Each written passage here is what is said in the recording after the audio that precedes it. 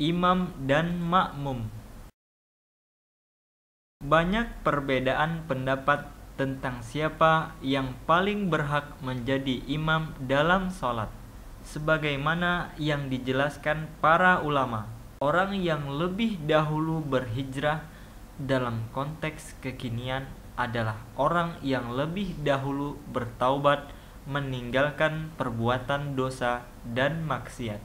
Kemudian yang terakhir adalah yang lebih tua, dengan syarat dua orang yang sama memiliki kriteria yang telah disebutkan. Dalam urutan ini adalah hadis Abu Mas'ud Al-Ansari radhiyallahu anhu, di mana ia berkata, orang yang berhak mengimami dalam sholat adalah orang yang paling baik bacaan Al-Qur'annya. Jika bacaannya sama, maka yang paling mengetahui sunnah. Dan jika pengetahuan sunnahnya sama, maka yang lebih dahulu berhijrah. Dan jika sama, maka yang paling tua dan paling dahulu berislam. Akan tetapi, apabila suatu masjid telah memiliki imam tetap, tuan rumah atau pemimpin, maka dialah yang lebih berhak menjadi imam. Sabda Rasulullah Shallallahu Alaihi Wasallam, dan janganlah seseorang mengimami orang lain di rumahnya, dan jangan pula ia duduk di tempatnya tanpa seizinnya. Jika makmumnya satu orang, ia berdiri di samping kanan sejajar dengan imam. Hal ini disebutkan dalam hadis Ibnu Abbas radhiyallahu anhuma.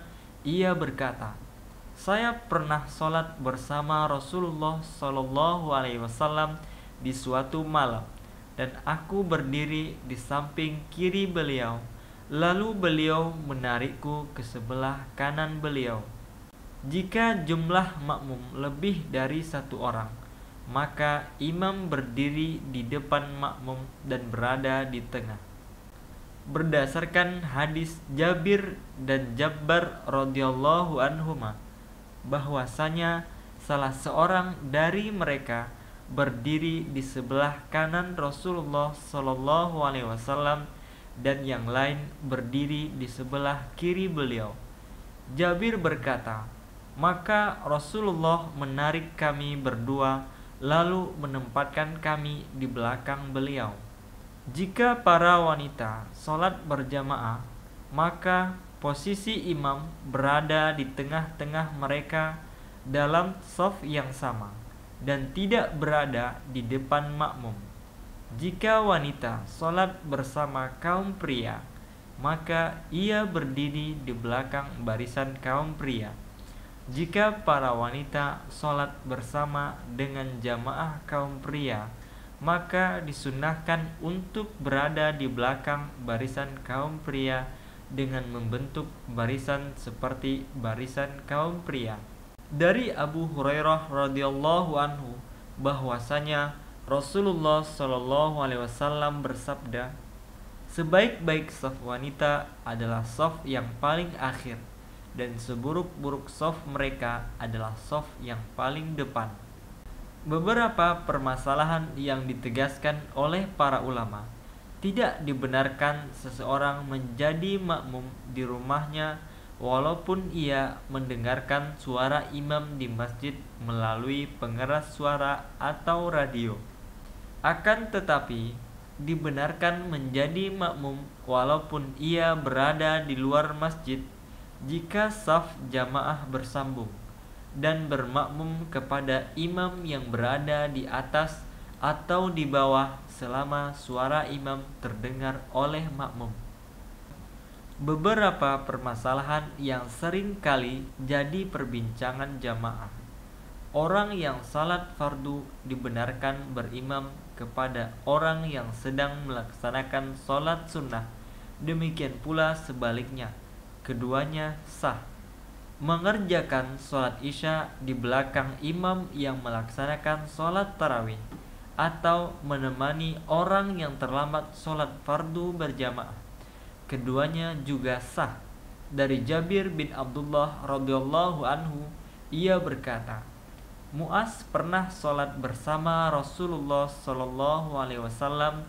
Kemudian ia pergi menemui kaumnya untuk mengimami mereka. Diwajibkan bagi seorang makmum untuk mengikuti gerakan imam setelahnya.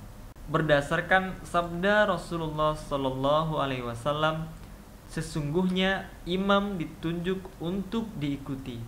Jika imam bertakbir, maka bertakbirlah. Jika ia ruku', maka rukuklah. Dan jika ia sujud, maka sujudlah. Dilarang keras seorang makmum mendahului gerakan imam, bahkan termasuk perbuatan haram. Sabda Rasulullah Shallallahu Alaihi Wasallam, tidaklah seseorang dari kalian merasa takut jika ia mengangkat kepalanya sebelum imam, akan diubah kepalanya menjadi kepala keledai, atau bahkan Allah akan mengubah bentuknya menjadi bentuk keledai. Akan tetapi, ancaman ini tidak berlaku apabila seseorang yang mendahului gerakan imam karena lupa, maka ia wajib mengulanginya dan mengikuti imam. Dianjurkan bagi imam agar berhenti sejenak antara takbir dan membaca Al-Fatihah untuk membaca doa iftitah. Tidak disunnahkan bagi imam diam setelah membaca Al-Fatihah dan sebelum membaca surah pendek. Makmum membaca Al-Fatihah pada waktu diamnya imam, dan imam diam sejenak setelah membaca surah pendek sebelum ruku. Jika seseorang terlambat mengerjakan sholat dan ia ingin mengqadhonya, apabila sholat yang ia qadha termasuk sholat jahriyah, maka ia sholat dengan mengeraskan suara, meskipun ia terbangun di siang hari, seperti seorang yang terlambat melaksanakan sholat subuh, lalu ia terbangun menjelang zuhur, kemudian ia mengerjakannya sebelum zuhur dengan mengeraskan suara.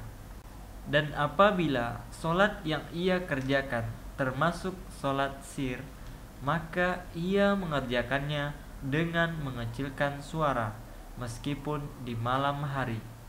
Seperti seorang yang terlambat sholat asar, ia mengerjakannya dengan cara sirri di waktu maghrib. Disunnahkan mengecilkan suara pada waktu melaksanakan sholat sunnah, kecuali terdapat dalil yang membolehkan dibaca dengan keras seperti sholat tarawih dan sholat gerhana.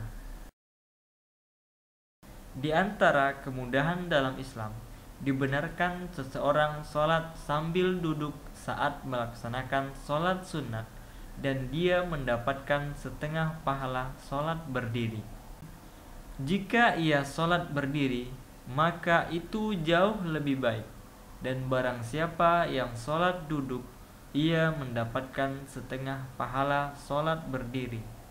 Dan barang siapa sholat berbaring, ia mendapatkan setengah pahala sholat duduk. Akan tetapi, pada sholat fardu, tidak sah sholat duduk seseorang selama ia mampu melakukannya dengan berdiri. Namun seseorang yang terpaksa sholat duduk karena uzur syar'i, maka ia mendapat pahala sempurna.